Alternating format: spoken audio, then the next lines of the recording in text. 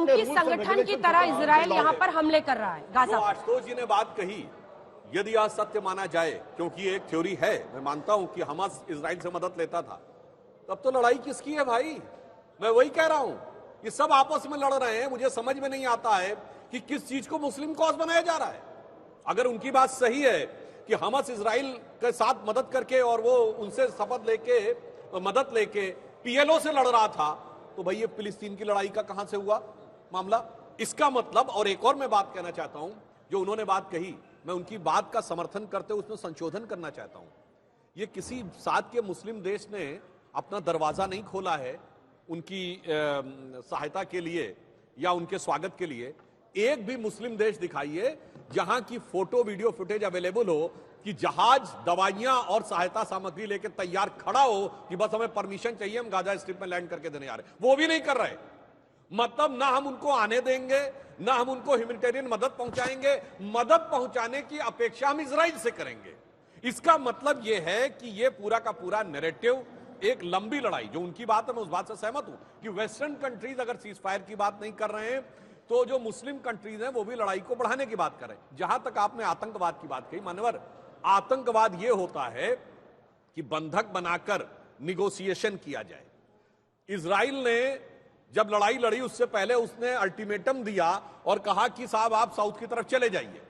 अब मैं ये पूछना चाहता हूं, जो एडजॉइनिंग कंट्रीज थे, जॉर्डन है, इजिप्ट है, सीरिया है, किसी ने क्यों नहीं कहा कि आप सेफ पैसेज में हमारी तरफ आ जाओ?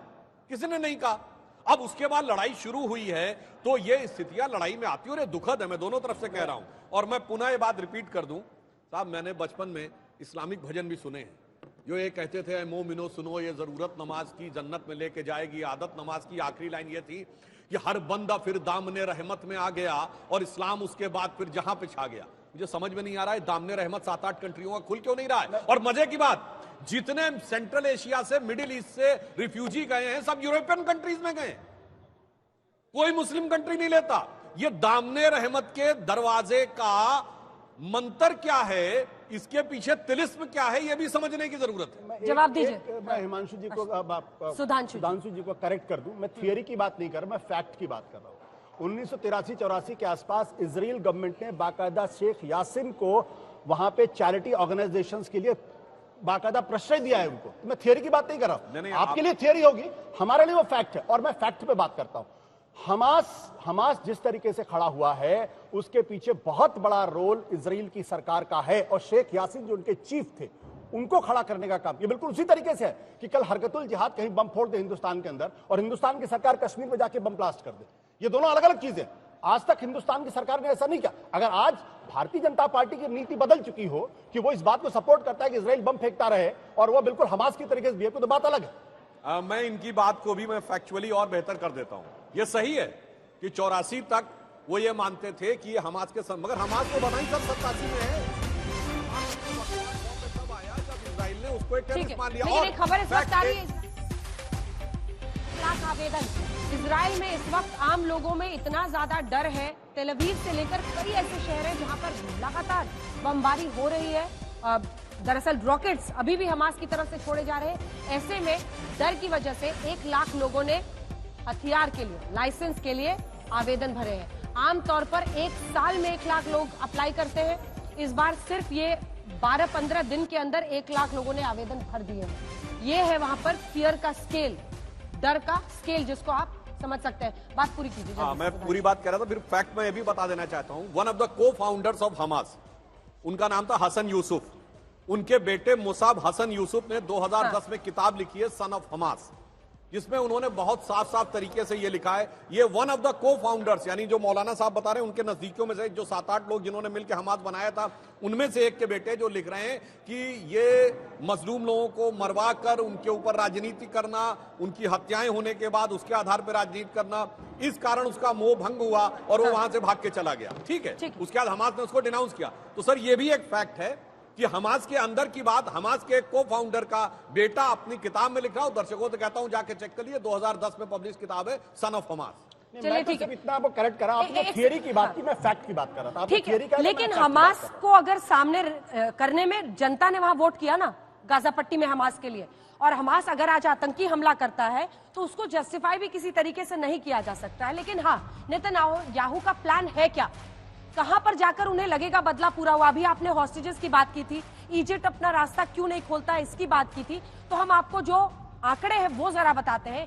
युद्ध हो रहा है, हथियार एक दूसरे को देने की बात हो रही है, एक दूसरे के समर्थन में कई देशों के प्रमुख बयान दे रहे हैं। लेकिन सवाल है कि 7 अक्टूबर को हमला करके हमास के आतंकी इजराइल में जिन्हें बंधक बनाकर ले गए हैं, उन हॉस्टेजेस का क्या, उनका क्या हो रहा है। अभी बंधकों की कोई बात ही नहीं करा नेतन्याहू। यहां पर लगातार बमबारी, हम हमास को मिटा के मानेंगे। वहां पर हमास की तरफ से जाहिर तौर पर सामने नहीं आते क्योंकि उनके टॉप लीडर्स कतर में आराम से बड़े बड़े 5 स्टार 7 स्टार होटल्स में रहते हैं। यहां पर आम लोग मारे जा रहे हैं और हॉस्टेजेस की कोई बात नहीं कर रहा है। हम आपके सामने कुछ आंकड़े रखना चाहते हैं। इजराइल को आशंका है कि करीब 200 बंधक गाजा में हमास के कब्जे में मौजूद है, जिनमें से 30 बच्चे हैं, 30 चिल्ड्रन, 30 बच्चे, 20 बुजुर्ग हो सकते हैं, कुछ की उम्र 60 भी बताई जा रही है। हमास के आतंकी अलग दावा कर चुके हैं जो हम आपको दिखा रहे हैं। 200 से 250 बंधक होने का दावा वो कर रहे हैं। 3 दिन पहले उन्होंने किया था जिसमें 22 बंधकों की मौत का दावा हमास इजराइल की बमबारी, उसका कहना है इजराइल की बमबारी में आपके 22 बंधक मारे गए। अगर ये देखें कि इजराइल के अलावा किस देश के कितने नागरिक हमास के बंधक इस वक्त कब्जे में है, तो अमेरिका के 20 लापता है, 10 के बंधक होने का दावा है, थाईलैंड के 17 लोग बंधक हो सकते हैं, जर्मनी के 8 नागरिक, अर्जेंटीना के 16 नागरिक, ब्रिटेन के 9, फ्रांस के 7, ये सब बंधक हो सकते हैं। और यह आशंका है कि पुर्तगाल के भी 4, तो इटली के 2 नागरिक बंधक हो सकते हैं। अब देखते हैं कि देश ने किस देश ने बंधकों को छुड़ाने के लिए क्या किया है। तो हम आपको बता देते हैं, इजराइल के रिटायर्ड जनरल को बातचीत के लिए नियुक्त किया गया है और कतर ने दावा किया है कि उसने जब मध्यस्थता करने की कोशिश की तो हमास ने 26 फिलिस्तीनियों को जेल से छोड़ने की बात मान ली है, मांग रखी है उन्होंने।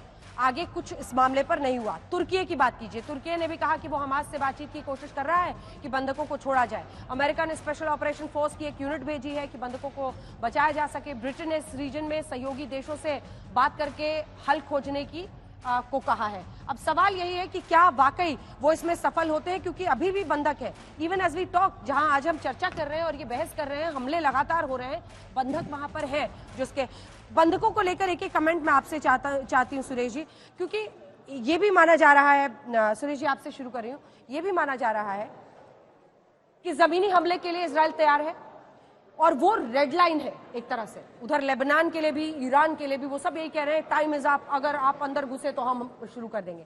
लेकिन हमास भी उस समय इन बंधकों का इस्तेमाल कर सकता है। अब आप अंदर आए, अब हम 1 को मारेंगे, अब हम 2 को मारेंगे, मतलब वो ब्लैकमेल के लिए इस्तेमाल कर सकता है। वो कितना बड़ा पोटेंशियल वेपन है हमास के हाथ में, बंधक। देखिए, जाहिर सी बात है कि जो बंधक बने हुए हैं वो एक तरह से नेगोशिएशन के टाइम पर एक तरह से वो लीवरेज का काम कर सकते हैं, एक बार्गेनिंग चिप का काम कर सकते हैं। लेकिन इस जगह पर मैं अगर समझता हूं कि इजराइल अंदर नहीं जा रहा है, गाजा स्ट्रिप में धमकियां दे रहा है बार बार, उसकी वजह कुछ और है। क्या? उसकी वजह यह है कि गाजा में एक तो जो डिस्टिंक्शन करना है कि हमास कहाँ है और नॉर्मल पैलेस्टीन कौन सा है, वो किस तरह पॉसिबल होगा। वहाँ पर एक पूरी पॉपुलेशन इतनी मिक्स्ड है कि अगर वहाँ पर आर्मी अंदर जाएगी, टैंक अंदर जाएगी, तो सिविलियन कोलेटरल डैमेज बहुत ज़्यादा होगा। तो बंधकों को छुड़ाने के लिए नेगोशिएशंस के अलावा ये वॉर, लैंड वॉर या लैंड इन्वेशन एक ऑप्शन नहीं है, ये उसे नहीं छूटेंगी। दूसरी चीज़ ये है कि अगर वॉर ऑब्जेक्टिव की बात करते हैं, आप, इजराइल ने कहा है कि हम हमास को खत्म करके ही दम लेंगे। आप हमास को कहां से खत्म करेंगे? हमास जो ऑर्गेनाइजेशन है, आप 4 को मारेंगे, 4 दूसरी कंट्रीज में है, 4 और पैदा होंगे। Hamas is like an amoeba, आप उसको डिवाइड कीजिए, 4 और पैदा हो जाएंगे। तो वो रियलिस्टिक एम नहीं है। रियलिस्टिक एम यही है कि गाजा के ऊपर कब्जा किया जाए, और गाजा पर अगर कब्जा करना है तो वो हो सकता है लैंड वॉर के थ्रू, लेकिन लैंड वॉर से पहले एरियल इन्वेशन से, जब तक कि उनके एसेट्स खत्म नहीं होंगे, ये पॉसिबल नहीं है। ठीक है जनराज, क्या आप इससे, मैं आपके पास इसके बाद आऊंगी। हमारे साथ बेनी बेन्यामिन भी वहां से जुड़े हुए इजराइल से। लेकिन स्ट्रेटेजिकली यही सवाल मेरा भी था, जो मैं लगातार सबसे पूछ रही हूँ कि ये जो हमास का अंत है वो है क्या? हमास का अंत कैसे हो सकता है? आप आईसिस का अंत नहीं कर पाए, और उनका अमीबा और तमाम टेररिस्ट ऑर्गेनाइजेशन वही कहते हैं कि एक सोच है, और वो आप एक को खत्म करेंगे दूसरा कहीं और होगा। और कतर में तो इनके टॉप लीडर्स बैठे हुए, तो उनको तो आप ऐसे ही नहीं मार रहे, तो आप यहाँ पर कुछ कमांडर्स को मार देंगे, आम सिविलियंस का लॉस वहां पर हो रहा है।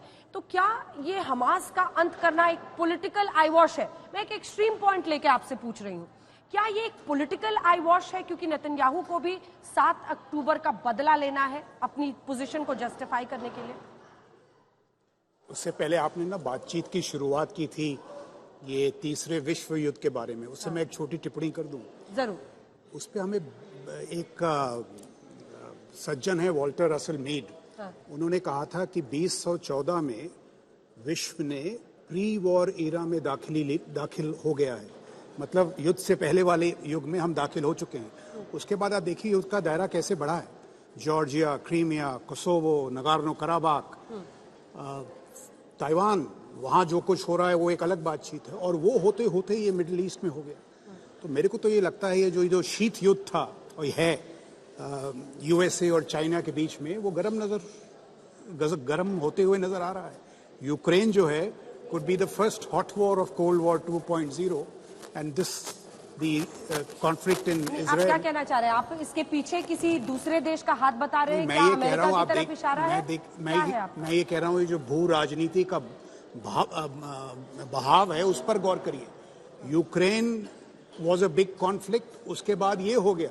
तो जो आपने कहा था वर्ल्ड वॉर 3 वो शायद ना हो, बट आसार वैसे ही नजर आ रहे हैं। आपको ऐसे आसार नजर आ रहे हैं? बिल्कुल, युद्ध का दायरा बढ़ता जा रहा है, ठीक है, और इस पे हमें बड़ा इस पे गौर करना